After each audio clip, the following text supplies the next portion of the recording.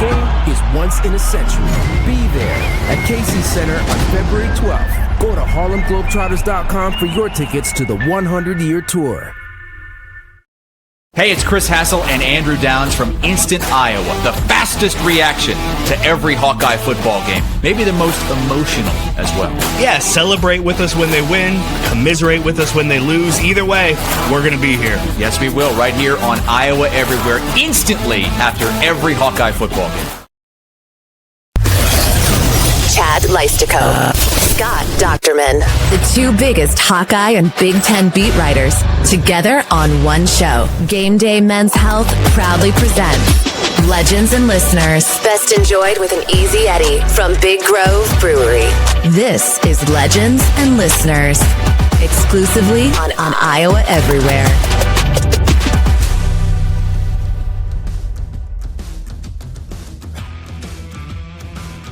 Hey, Hawkeye fans, Big Ten fans, and Iowans everywhere.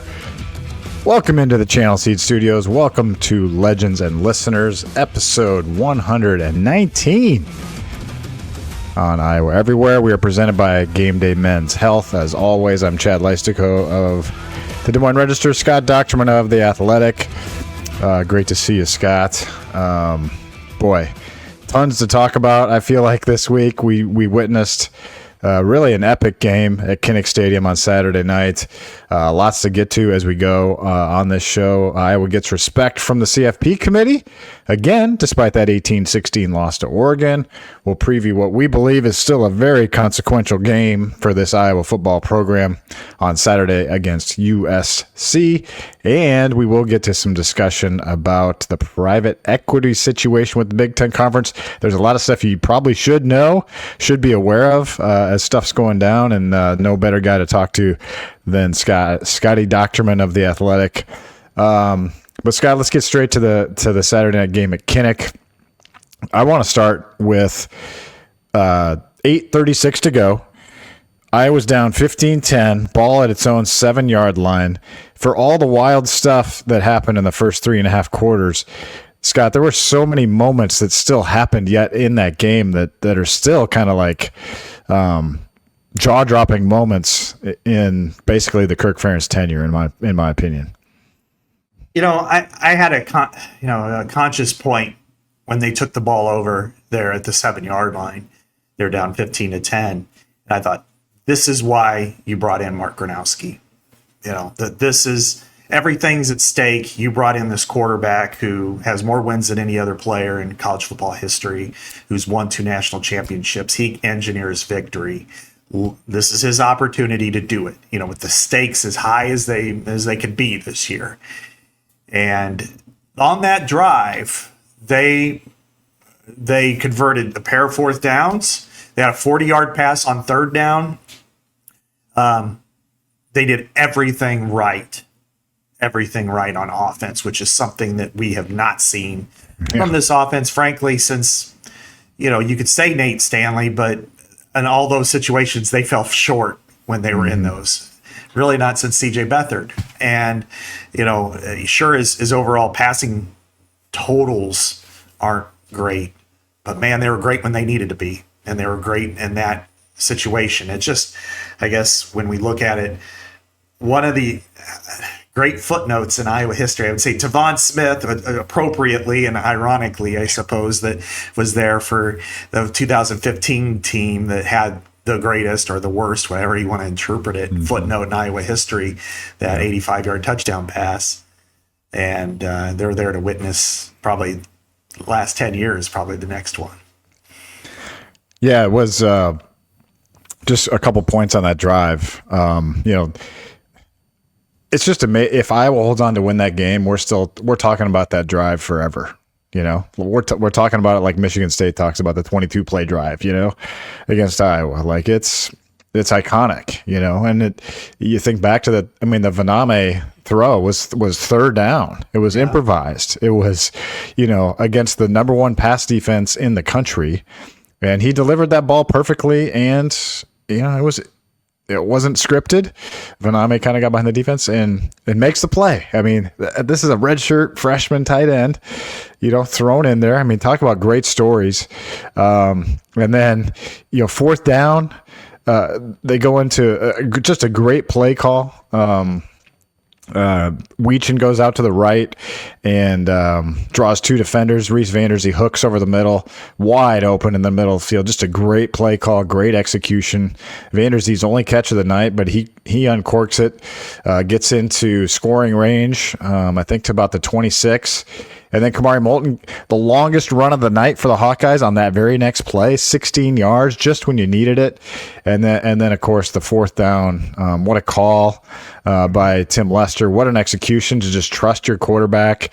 Now, Oregon, for some reason, only had 4 in the box on that play. Yeah. Don't know why, but they did. And Gronowski read it perfectly. They spread him out. He ran it in easily, had an easy touchdown on 4th and goal from the 3. I mean, that for as bad as this team is in 2-point conversions, that was a 2-point conversion distance, and they got it, and just an unbelievable celebration. So to me, I wrote about this after the game, and I know you mentioned Tavon Smith because that is exactly what I wrote about after the game. Is you think back to the 2015 season, and one of the moments of that year was the Beathard to Smith throw because of how it made everyone in that stadium feel. You remember how loud it was in that Indy Lucas Oil Stadium dome. Yes. It was unbelievable, and it still gets people excited to see that play. And I do think if Iowa can have a memorable season, you're still gonna look at that play as this was a good team. We were clutch and when it mattered and all this stuff. And the defense didn't make the stop. You got to give credit to that unbelievable throw by Moore at the end there. But yes. I don't know. I just feel like that this game had a lot of footnote moments, like you said, that still need to be appreciated. In conjunction, I guess, with the result. Chad, this season has kind of turned out a lot like 2008. And we always compare teams and players to others during Kirk's tenure, but this one plays out a lot like that, which is just so close. They lost 4 games by 12 points in 2008, and at one point they were 3-3, and this is after going 6-6 the previous 2 years. So people were pretty agitated and ready, but I could tell that, okay, this team's ready. You could just see the defense was playing better. They're running the ball with effectiveness. It was just that they were very, very close in a couple of games. And, Shady McCoy was a good running back for Pitt, and they just got a quarterback situation. And then this team, you could tell week by week by week, from early to now, they have gotten better. They've gotten better in just about every area. Quarterback certainly has gotten better.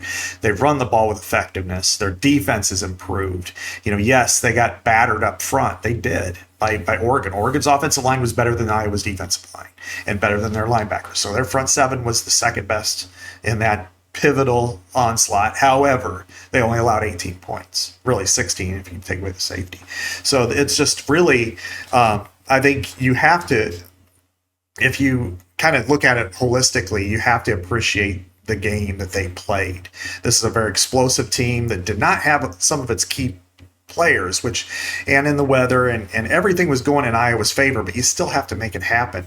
And as you said, they take over their own 7-yard line, 8:36 left, 3rd and 5 from their 12.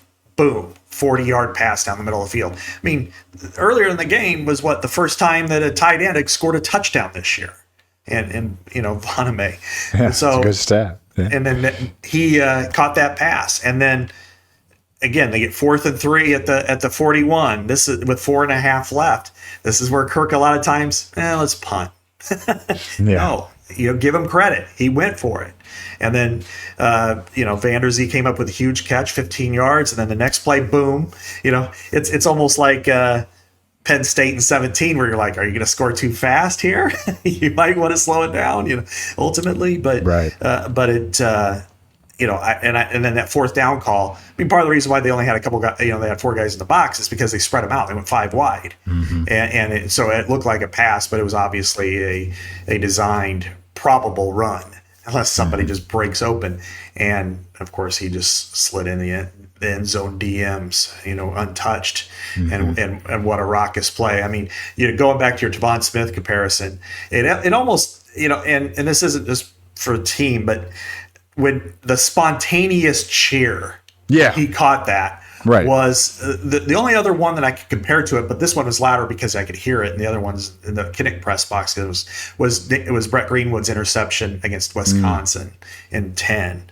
So that spontaneous, was just so deafening, and like, holy bleep, they're gonna win the Big Ten championship, and then on this play, it was like, man, they're gonna win this game, and they weren't.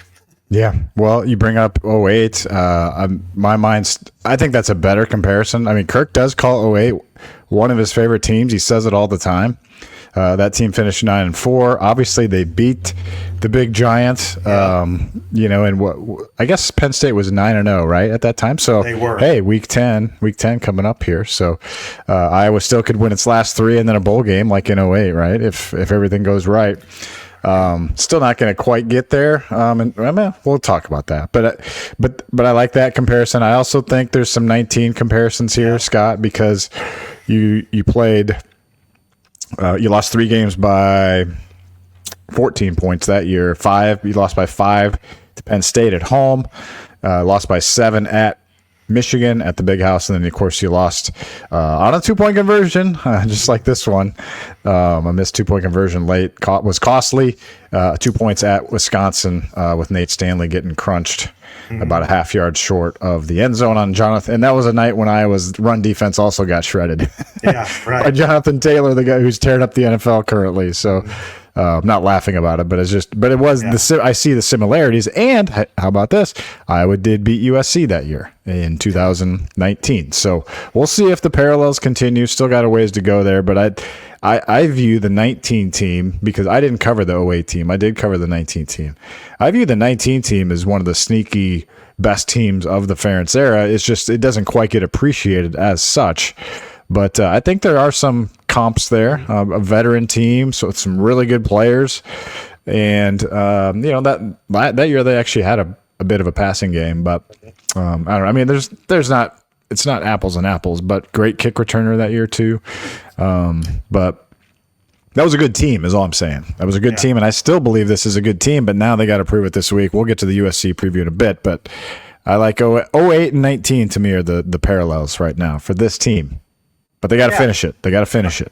They got to finish it. I mean, if you continue to lose heartbreakers, it just doesn't go anywhere. You're spinning your wheels, and you could say, yeah, you're a good team, but well, after a while, people get tired of that. And there are, there have been other really good teams that haven't reached that final destination. You talk about, going all the way back to 1960 was probably the best team that Evie had. Even 57, who lost to Ohio State in a top 5 showdown. They didn't quite get to the finish line. They didn't get a Rose Bowl. They didn't win a national title. They very well could have.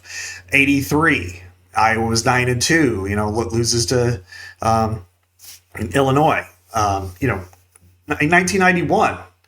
Still the only 10-1-1, the best record that a Hayden team had, but they go to the freaking Holiday Bowl because they just started that pact there. And then 18 and 19 to me are in this pretty much the same category of just that close so many different times.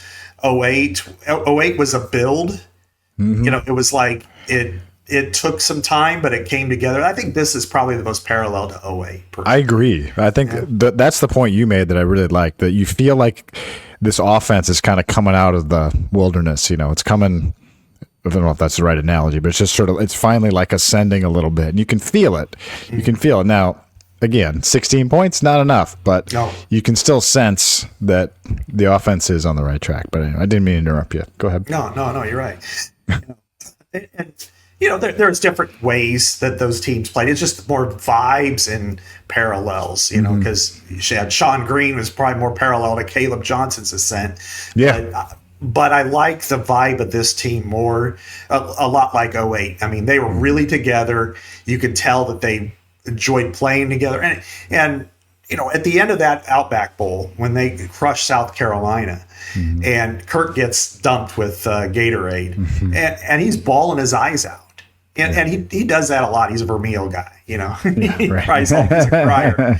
But and I saw him cry a lot too. But I mean, you knew that team meant a lot to him. And it's because of who they were and how they played for him. And I think that this is that way. Last year's team didn't have that quite togetherness. They were fractured at different times. They were obviously more explosive in the backfield and stuff, but had a few more playmakers maybe on defense. But this one is much more together. And they just, I do think they do need in order to even be in the category of 08 and 18 and 19 and all the others, they do need a signature win. You need to beat a ranked team. This is really your last opportunity for that. And it would be a good one for Iowa, for a lot of reasons, but they're still ranked. There's still a lot of appreciation for what they can do, but ultimately you have to do it. Well, I'm going to jump the gun a little bit this week on the beer pour. I just did that while you were talking. There you go. What I've got here tonight is a Run Wild. I went with Run Wild tonight. I was going to go Free Wave, went Run Wild. IPA from Athletic Brewing Company, America's largest dedicated non-alcoholic brewer. Free Wave, Run Wild, I'm sorry, I was going to do Free Wave. I changed it last minute, but Run Wild is the ultimate sessional IPA for craft beer lovers. It's got a blend of Northwest hops with Citra and Mosaic. At the forefront of all the choices I have as a non-drinker, IPAs are still my favorite, and Athletic Brewing is the choice for me. Skip the resolutions. Start now. It's mid-November. You can start now with Athletic Brewing. You can visit an unbelievable selection of their products at athleticbrewing.com. And I've still got a bunch more varieties in the hopper here that I haven't even brought to the show yet. So excited for that. I'm going to enjoy this the rest of the show. Athletic Brewing is fit for all time, Scott. I do want to, before we leave the Oregon conversation, though, I was still disappointed in the defense. And I know the standards are high for this program. Yes, they held them to 16. Yes, they held Oregon to 1 touchdown. Lots of credit for that. I feel like. But 261 rushing yards, you needed one stop. You needed a stop. They made a great play. Okay, Dante Moore, his throw to Malik Benson was unbelievable. That's an NFL play. Backbreaker for the Hawkeyes. You feel for TJ because TJ played it perfectly. But still, that run defense had some issues the other night, and that defensive line did not play well. Give Oregon a lot of credit, but I feel like the defense. We don't take them to task too often, but I thought that they cost them. They cost them the other night. There was, they were ultimately bend but don't break. In some ways, I think back a couple of years ago when they allowed Mohammed Ibrahim to run for about 300 yards on him up in Minnesota. They still won 13-10. In this case, they lose 18-16.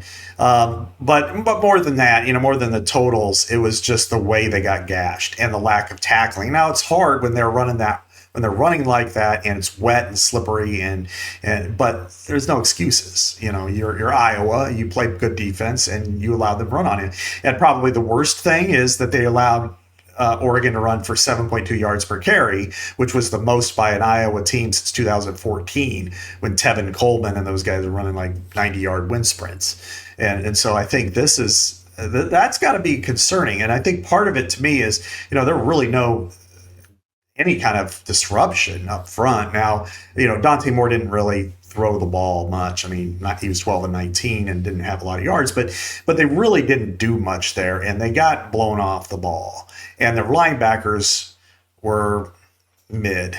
I'm sorry, they just weren't very good. Mm-hmm. And so you've got to be better than that. The secondary was making a lot of tackles, and granted, it never really cost them except for one drive, and then at the end on the long pass. But it's still it was a cumulative that. And what's so strange is Iowa still won the time of possession battle, but just still to give up that many yards, it costs your offense an opportunity or two probably to get the ball, and you never know what that could have been helpful. Iowa only had 3 possessions in the second half on offense. 3. One of them was the Weechin fumble at the 12 or the 13-yard line. Yeah. The second one was the Stevens 58-yard field goal, and the third one was the 93-yard touchdown drive. That's it. They had 3 possessions in the second half. So, I think it was the big chunk plays that really hurt them. Again, the defensive line was overmatched. Or give Oregon a lot of credit. Yes. They've got a really good offensive line, and give Dan Lanning a ton of credit too. They came in here and played really physical. They did play an Iowa style of football. They were not intimidated by that. They did not crumble in those conditions. So give them a ton of credit for the way they played. And I think they just became a more dangerous team in the postseason because they were able to win in that fashion. Really impressed with what Oregon did there. And I think if there was a drive, I mean, the last one was the last one, and again, a perfect pass really, hurt them. But I also, this is the third freaking game against a good quality team. And I'll even throw Penn State in that because I still think they're good. Is that they crapped the bed right before halftime. I mean, Oregon got the ball at their own 20 with 1:43 left, and boom, 11-yard run, 27-yard run. Before you know it, there's a minute and a half left, and they're in the Iowa territory. And then it ends up kicking a field goal. Well, look what the final score ended up being. You look at the Indiana game, let them run, and all of a sudden, there they go. And then they kick a field goal before half. Penn State was the block, so that was different. But those three games, at home, you're letting the opponent take you at the end of the half. And those are moments where you're supposed to shut it down. And so that was, again, a concern. I think that one drive to me was probably the most concerning because Oregon is a good team. They have a great offense, and they have a tremendous offensive line, the equal to or perhaps even better than Iowa's. I mean, they're really, really good. Mm-hmm. But I think that drive in particular, you slam the door.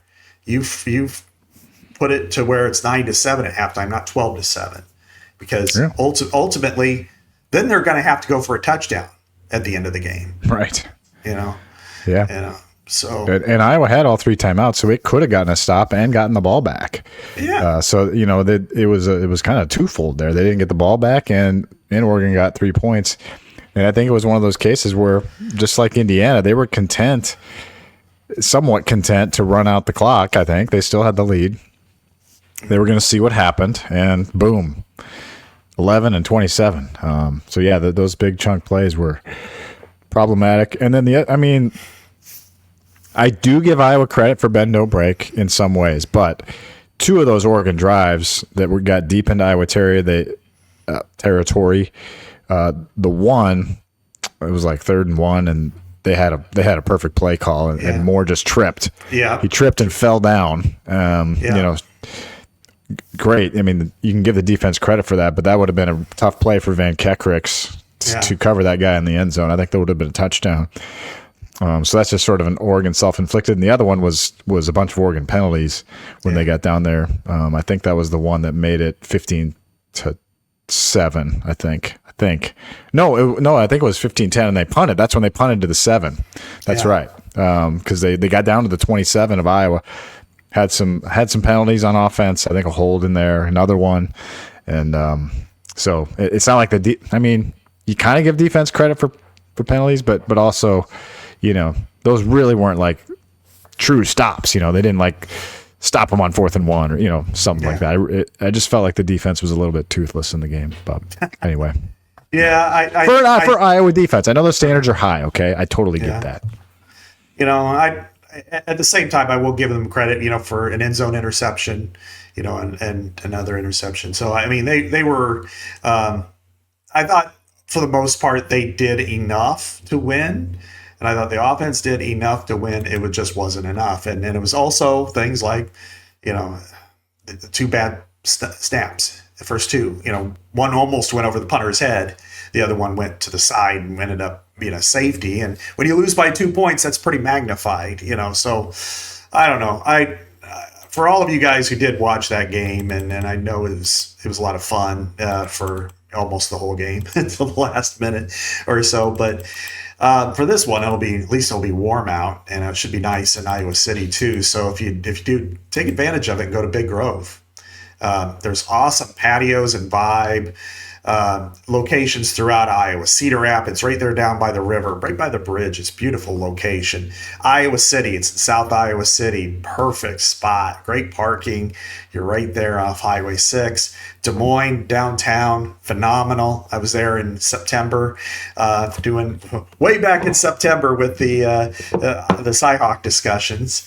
And then the OG in Solon. And, there's very few places better than that in Solon. It's really easy to get to. So on Saturday afternoon, if you're looking for some place to go, Big Grove's your place. And I would also say next week, hard to believe, Chad, I hate this. I hate this part of the year for one thing. It's kind of like when it's 6 o'clock on Christmas and you're like, it's going to end. That next week's final home game at Kinnick. Yeah. And so Friday night before the home game, Big Grove in Iowa City is the place to be in town. There'll be a lot of Spartans, I'm sure, there, and it's not always worth talking. It's not bad talking to them and maybe talking a little hoops while you're at it. Well, Scott, it actually is going to be nicer here in Iowa City than it's going to be in LA, which is crazy. It's going to be rainy all day Saturday. So Iowa might have another rain game. We'll get to the Iowa USC preview in a little bit here. But how are we feeling about the Hawkeyes right now? They got ranked bumped down one spot in the CFP rankings after the loss. Number 21, Scott, they are the top 3 loss team in the college football playoff. So what do you make of that? There's great respect for Iowa and the way they've played. I mean, I think it's entertaining, but a little aggravating to see that the AP voters can't figure that out, and some other people who do projections can't figure that out. But this is a human committee. It's not just computer based. They're not like cats chasing the laser pointer. Oh, offense, let's have fun. I mean, they're watching the game for what it is, which is it's football, it's line of scrimmage, it's mechanics, it's fundamentals, it's toughness, it's physicality, it's how you win and engineer victory. And Iowa's done an exceptional job of that this year. And in a lot of cases, they're looking at this where 2 points away, last second field goal, and losing to Oregon, right there with Indiana, should have won the game. The Iowa State game was a long time ago, but that's when Iowa State was really good.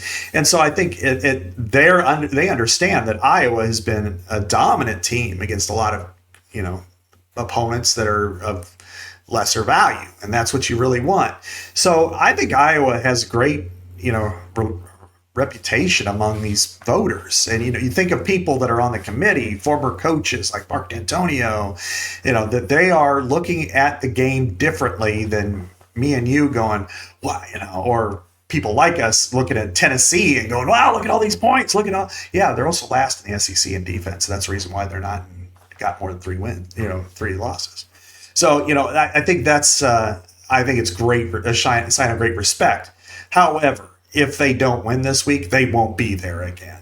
It's just, you can only go so far, in this. And so I think, but at this given moment in time, it's kudos to the committee for getting it right about Iowa. Yeah, well, that's well stated. And I do think, as I think about it, I do think Iowa probably gets a little bit more credit for the Indiana loss because Gronowski got hurt. I think they should. I think they should get a little nod of credit because I think they win that game with Gronowski. Just think if they did win it, they would probably be in the top 12, at this point. So, or at least close to it. So, I think they're in the right spot. And I don't, there's really a very, very, very, very, very slim chance that they get into the playoff, but I don't think it's totally out of the question. Obviously, you have to win out. Yeah. You would have to do it probably convincingly, starting this Saturday at USC. If you get a convincing road win at USC, that'll open some eyes. Obviously, you have to hope for a ton of chaos. I would say you'd want to hope that Oregon wins out. You hope that Indiana wins out. You honestly hope Iowa State wins out, finishes 8-4. That's very possible at this point. The last 2 games they should win, I think. Yeah. You're probably going to need a ton of help. Notre Dame going down might help. Yeah. You probably need to you'd be the 4th Big Ten team if you could win out, probably more than likely. And you'd have to hope the ACC only gets one. I think they will only get one. Big 12 maybe only gets one. Ideally, have Texas Tech kind of run away with everything. Group of 5, obviously just the one. And then you would have to just basically beat out the 5th SEC team, right? In that case, even if Notre Dame gets in. So you just have to be ahead of the 5th SEC team in that case.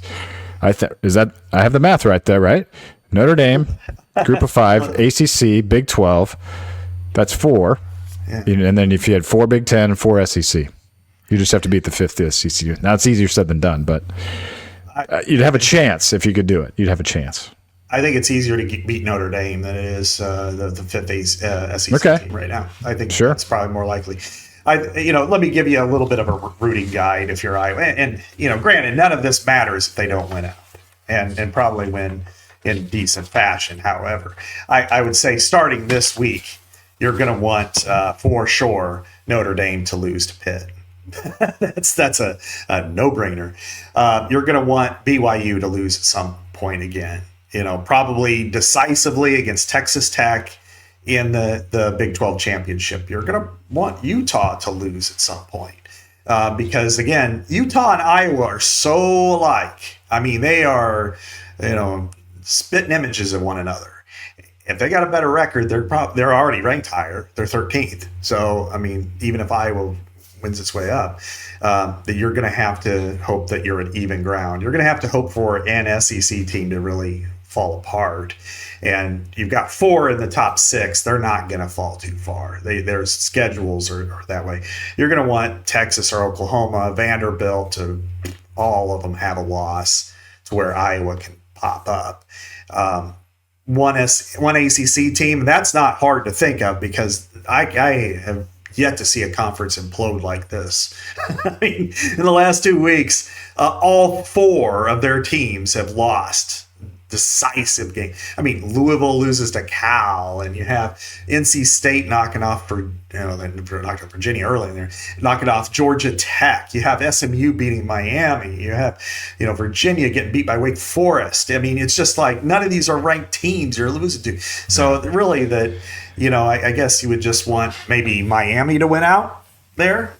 If Miami beats one of the other teams, and then you're kind of cooking with gas if you can get USC decisively, blow out Michigan State, beat Nebraska on Black Friday, and kind of put that in front of the voters that, hey, you won out decisively. You have these really close losses. You're 9-3, because right there on the edge last year was Alabama at 9-3, and they had some bad losses. Now their name is Alabama, yours is not.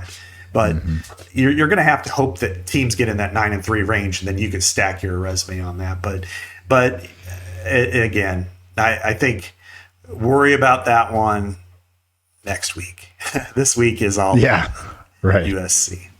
Well, one thing about this Iowa team, as Kirk Ferentz said in his introductory remarks the other day, that this team is very healthy right now for Week 10, and nobody cares more about your health as men than GameDay Men's Health. GameDay Men's Health can help you up your performance year round, but also in crunch time. Like Mark Gronowski and DJ Vaname and everyone else, Reese Vanderzee, with testosterone replacement therapy. I'm enjoying this nice weather right now. I've got a 5-mile race 2 weeks from today in downtown Des Moines. GameDay Men's Health is helping me keep my body ready to stay ready for that coming up. Hopefully the weather will be all right. We'll see. Get connected with GameDay Men's Health for a private, no obligation, free consultation by visiting GameDayMen'sHealth.com or stop by one of the locations in Ankeny, West Des Moines, or North Liberty. I've been going in on Thursdays, so today it's kind of the day I've been going because the West Des Moines office is open on Thursdays. So it's the business is booming. It's great. And also we have a location that we can tout in Naperville, Illinois, for those of you over there in the country of the first place Chicago Bears, Scott. Yes, bear down. And I'll be driving by the office tomorrow on Thursday afternoon, actually, on my way to Evanston this week. So, you're going to Wrigley. That's right. Yes, I'm going to Wrigley. I'm going to see the new stadium in Evanston on Friday. So looking forward to that. So I should swing by the GameDay Men's Health office there because I just passed 60 down Wow. Game Day Men's Health. So Jeez. feeling good. That's amazing. The best part and a little bit of a detriment at times is now I'm kind of like passing clothes, Yeah. like, okay, I just bought this like 6 months ago, but that's also considering where I've been and where I was for a long time, a good problem to have. And Game Day Men's Health has been a real instrumental part of that for me to feel better, look better. I think, still have a punchable face, but still, only certain fan bases want to punch you. Don't worry. Yeah, only about 5 right now. Hey, do you want to talk about? We got the new quarterback recruit on our list. Do you want to talk about him real quick, or do you want to dive into USC first? Do you want to go for it? Yeah, let's talk about Traydon Bessinger. Yeah, from Utah. He was a commit to Boise State, but now he's committed to Iowa. Visited over the weekend. I think it was this week, or did he visit? He committed this weekend. Committed this past weekend, right before the Oregon game. He had visited, I think, 2 weekends before. Yeah, Minnesota week.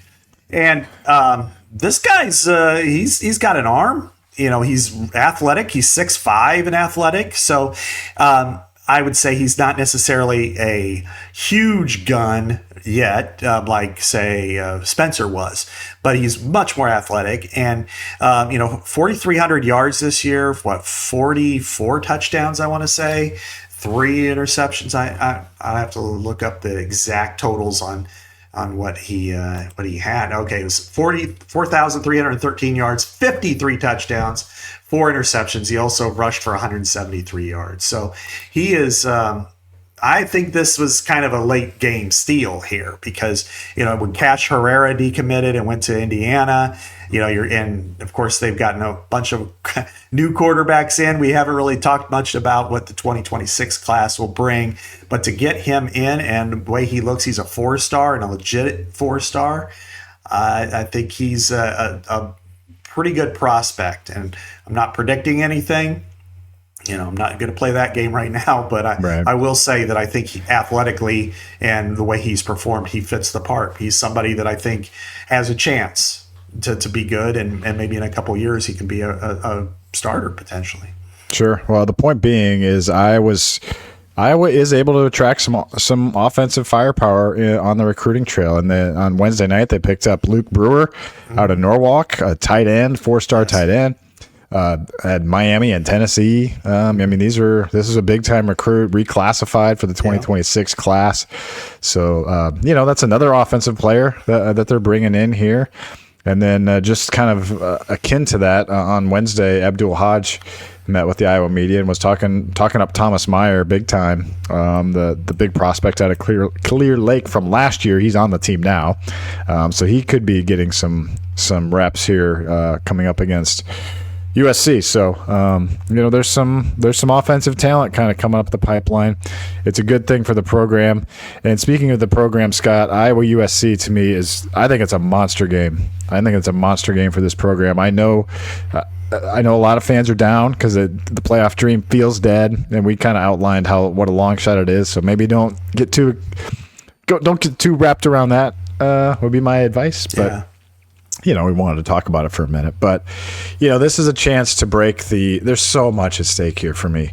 You can end the 0-12 run against ranked teams. You've been so close now.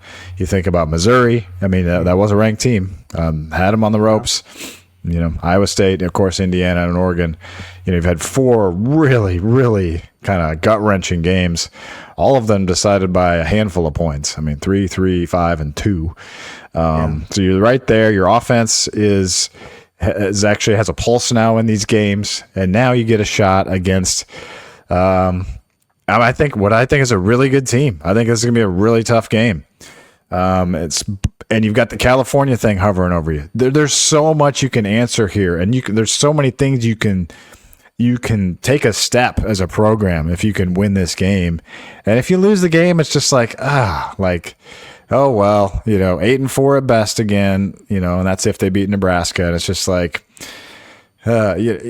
it's just not going to, the season just isn't going to be remembered the same. And I think if they could win this and wipe away some of those, I don't know if you call them demons or wounds or whatever you want to call them, like I think there's a ton at stake here, and you can still finish top 15 in the country if you can really finish strong, just like that 08 team, like 19, like I mentioned, that team finished in the top 15. I think there's still 10 wins. I mean, there's so much still to play for, and it all rests on bouncing back, Scott. They got to bounce back from a really crushing loss to Oregon. Yeah, they do. And you mentioned the California thing or the West Coast thing, and it's real. I mean, they are, when it comes to these road games, they're 2-9 in California historically, at USC and UCLA. I mean, and the last time they won was in 1961 at USC.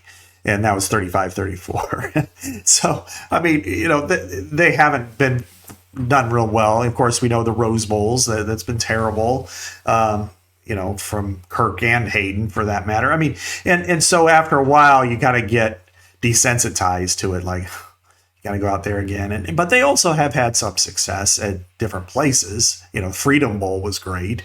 The Holiday Bowls have been great. They've 3-0-1 there, but the point is that they've gone west, and with the exception of UCLA last year, they've played pretty good teams. Yeah, and they've been far. The flights have been far. When they play Arizona, they've been really late at night, and now they're going out there, and at least this is a mid-afternoon game, and in a apparently a climate that's going to be a lot more like what last Saturday was. I know.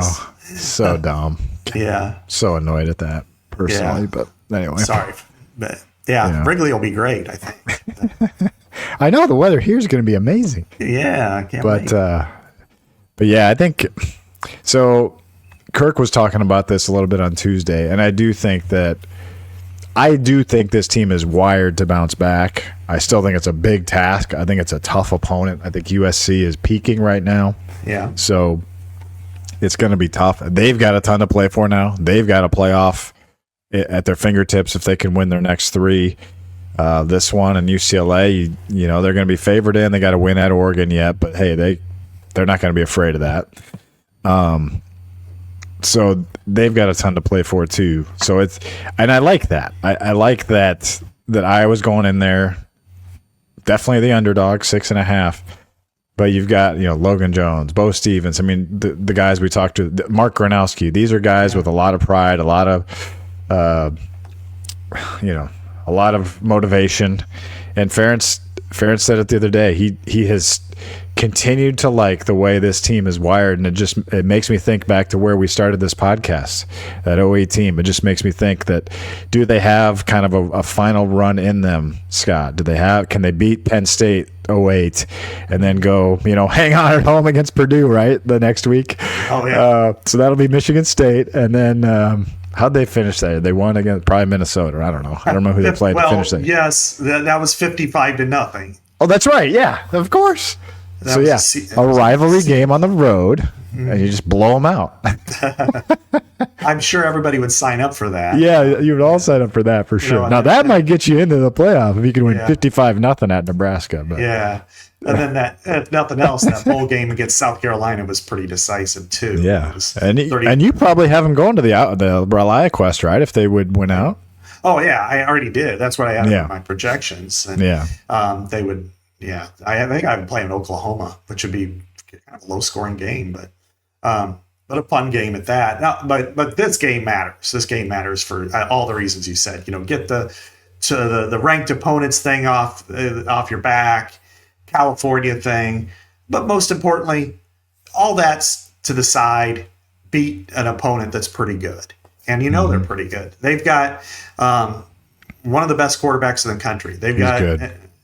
Best offense statistically in the country. They've got 2 elite NFL wide receivers. Now, are they as good as the Indiana guys? Yeah, they are actually. Okay. So You're not helping here, Scott. You're not helping. I mean, Mekhi Lemon is unbelievable. I mean, he is, he's a guy that is first, I would say after Jeremiah Smith, who's number one for me for anything, he could be the second best receiver in the country. Now, Surratt is equal. And Omar Cooper, as we saw against Penn State, was pretty damn good. And he was good. He scored a touchdown against Iowa. And Jacoby Lane from USC is really good. So their passing game is something to really be concerned about. No question about it. I mean, they've got it. And they run the ball really well, too. They average 200 yards a game on the ground. I mean, they average 503 yards of offense. So what does this come down to, Chad? You got to run the ball, and you've got to make sure that you keep their offense off the field. And when I look at this offense compared to the one in the Holiday Bowl, with Keaton Slovis at quarterback, but then some pretty good receivers too that are making some money. Michael Pittman Jr. Amon-Ra St. Brown was pretty damn good. There was Drake London, right? Drake London, first round pick. Bayless Jones, who was a frustrating player for Bust. He's still floating around. Bust. Yeah, but, is he really? And then Iowa actually had some playmakers too. They have 3 receivers still in the NFL. When Sam Laporta, Amir Smith-Marset is on the Giants practice team, and Brandon Smith is still collecting a paycheck. Yeah, so a lot of good players. But I look at them, they're probably in the same ballpark as those receivers. They're going to be really tough to defend, and they're going to be really tough. Which means that Iowa's defense is going to have to figure out ways to disrupt the passing game and the timing, because otherwise it could be a tough task. Nebraska has a really good pass defense, not a very good run defense, but they were able to slow them down pass wise, not as much run wise. And King Miller is a good running back too. He was a walk on of all things, and he's a freshman. Really, damn good. Yeah.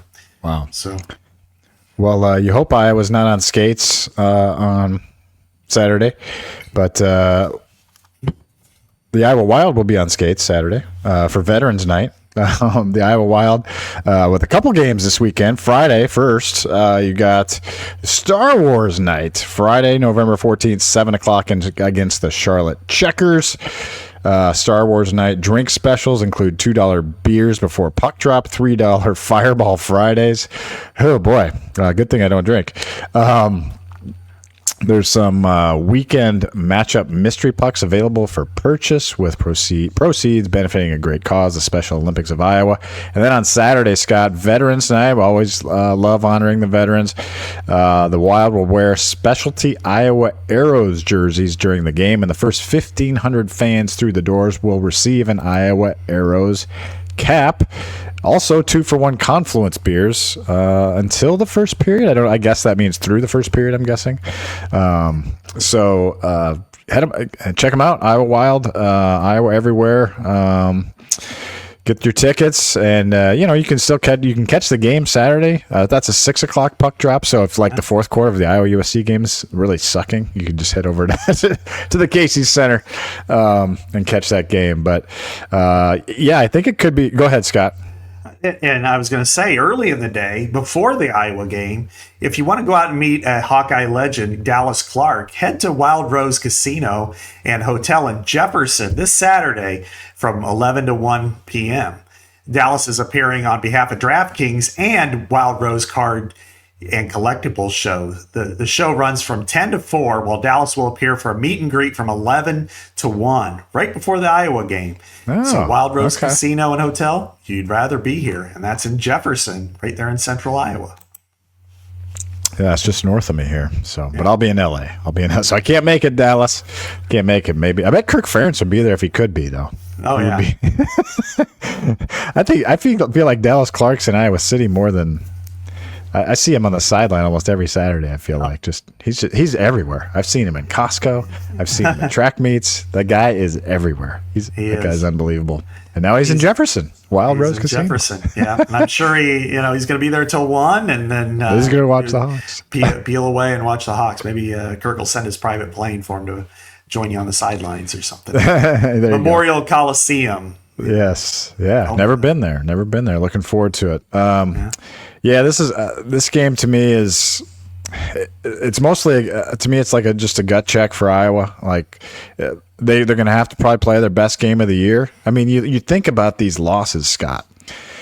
Certainly, they didn't play their best against Iowa State. I mean, the offense was so putrid for a while. The running backs were very bad in that game. Gronowski was okay, but crumbled a little bit late.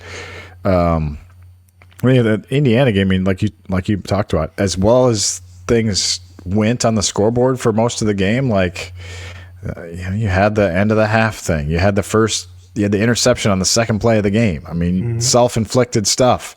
A screen pass to basically win the game, and Hank Brown misses it. And then even Penn State. I mean, so many self-inflicted things. The interception on the first drive of that game. Yeah. The block you talked about. And then, of course, this Oregon game with the just unbelievable wild snap.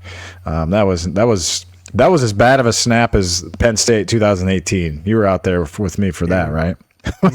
When the Hawks took an early lead, that snap went. That was raining too, actually. Yeah. And so they haven't played a complete game. They have against Wisconsin and Minnesota. I would give them credit for those for the most part.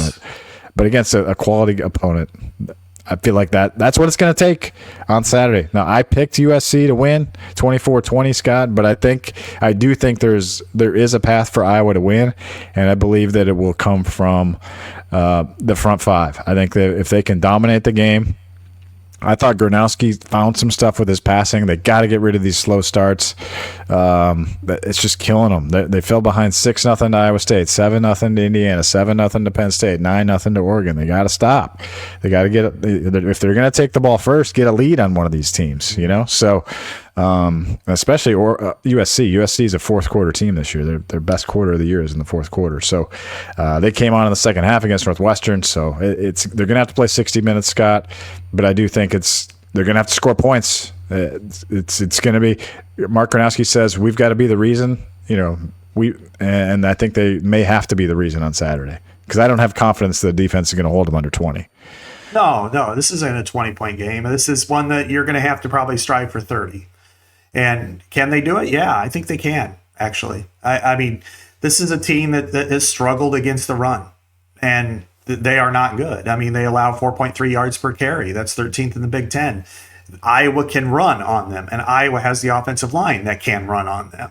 And provided that they don't turn the ball over in stupid fashion or get penalties, which they don't usually do, Iowa should be able to control the ball, control the clock. And then Mark Gronowski at some point can go ahead and advance the ball when he needs to. And so I think this is and they're not good against the pass either. Now they do have a ball hawk in Bishop Fitzgerald, and he's pretty damn good with 5 interceptions, 3 breakups, 49 tackles. He's a legit All-American type defensive back. And Kamari Ramsey is also really, really good. So they do have some decent players, but up front they've been pretty ordinary. So I think Iowa has the chance to really run on USC. This is a game that scared me for a while too, Chad. But I think, and then in addition, they're by far the worst team in the league when it comes to kickoff return defense.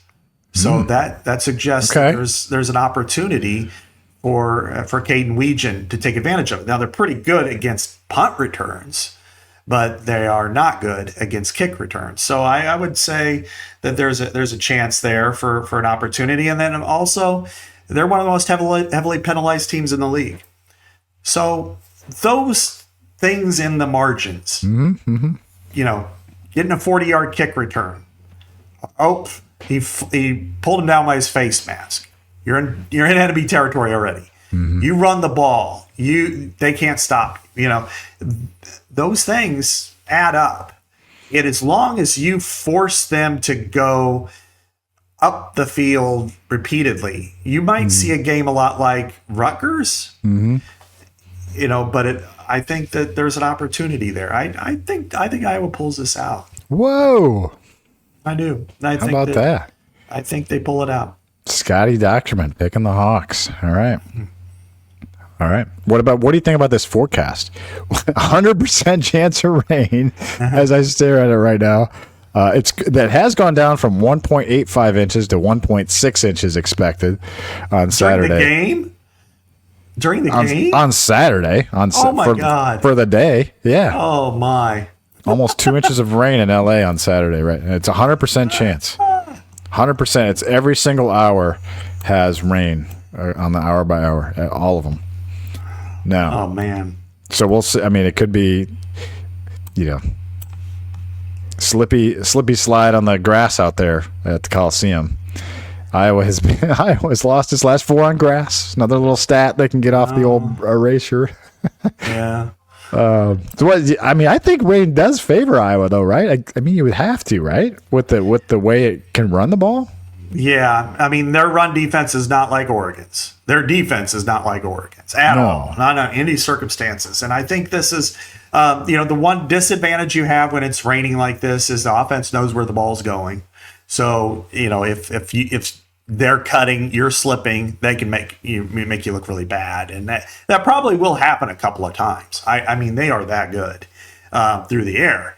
But you've got also knuckle down, and can you turn them around when it's on third down? They've been pretty good there too, but can you force them to kick field goals? Can you force them to punt? Can you disrupt the passing game, get in the backfield? I think that all of that is possible, and in the rain you could really wear them down. I think it's more of an advantage for Iowa, but if somehow we get a shower in southeast Iowa or in eastern part of the state, and you're having trouble flushing things, well, make sure to call Ackerman Plumbing. It's time to discover how the plumbing industry can be when you choose a customer first, independently owned and operated business like Ackerman Plumbing. It services the Iowa City area, and we're thankful for their support here on Iowa Everywhere's Legends and Listeners in Instant Iowa. Ackerman is only in the residential plumbing business, so your calls matter and will be answered in a timely manner. Whether it's for a plumbing emergency, routine service and maintenance, equipment replacement, or upgrades like tankless water heaters and water filtration systems, call Ackerman. Shout out to the Ackerman team, Corey, Stacy, Aaron, Nathan, and all the rest. So visit ackerman-plumbing.com for 5-star residential plumbing services in the Iowa City region. Well, it should be a really fun game. I'm really looking forward to going out there despite the rain.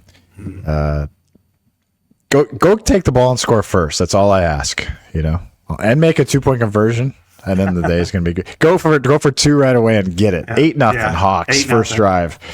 Just start wiping away demons right away. Yeah. So tell me about this Big Ten private equity thing, Scott. I need it to be explained to me.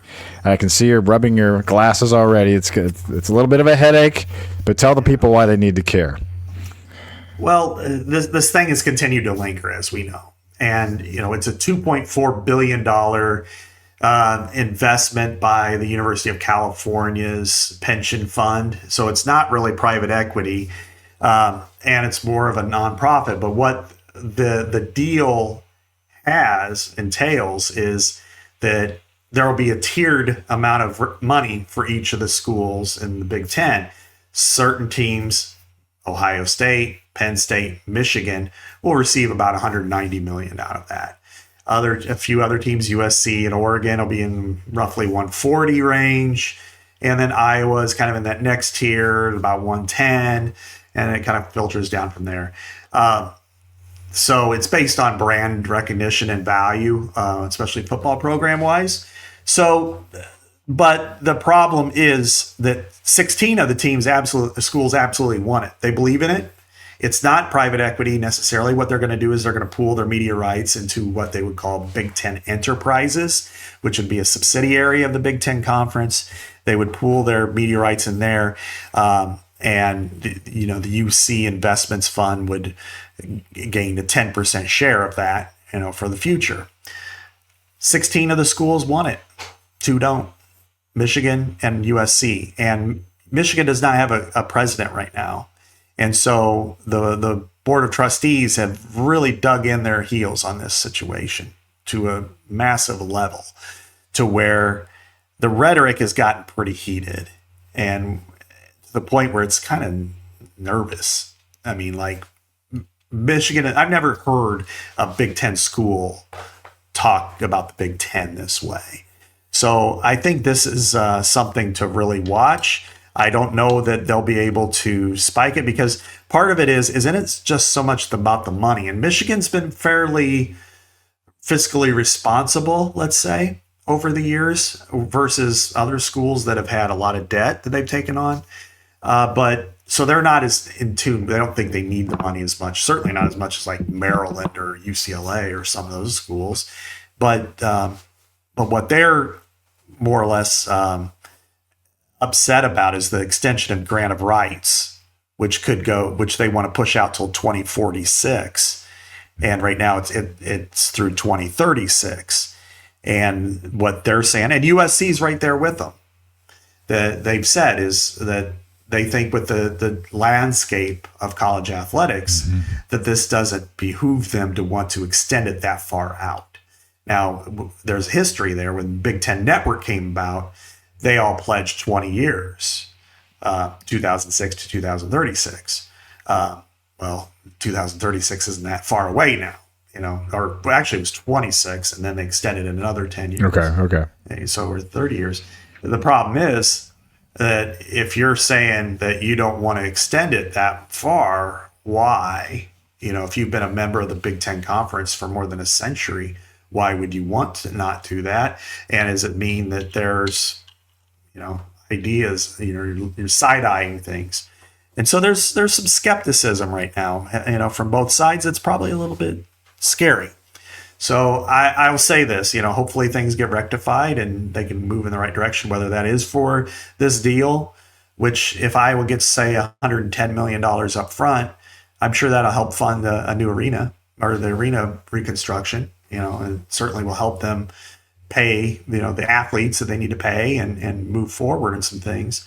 But if they can't, there's going to be some long-term hard feelings among schools in this league. Some schools really need the money, others that would like it, and if and if there's some bitterness here, the bitterness will linger, no question about it, because it's not just about saying no, it's about how the rhetoric is going. Interesting. So I was obviously for it.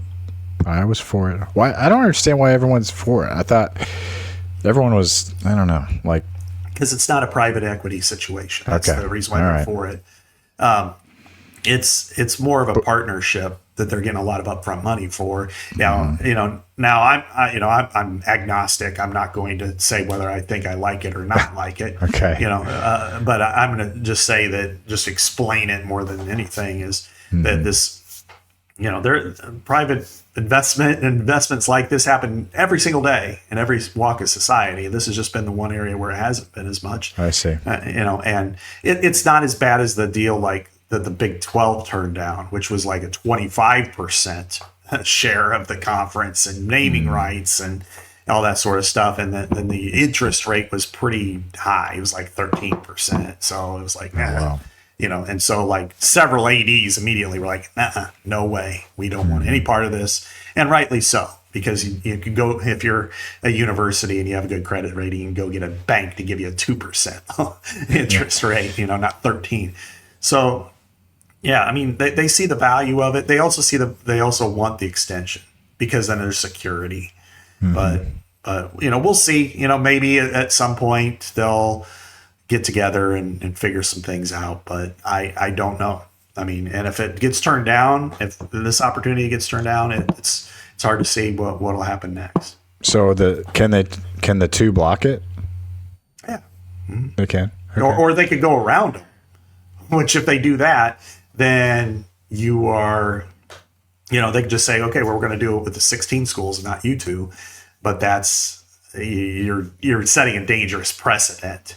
If you're not including Michigan and USC, yeah.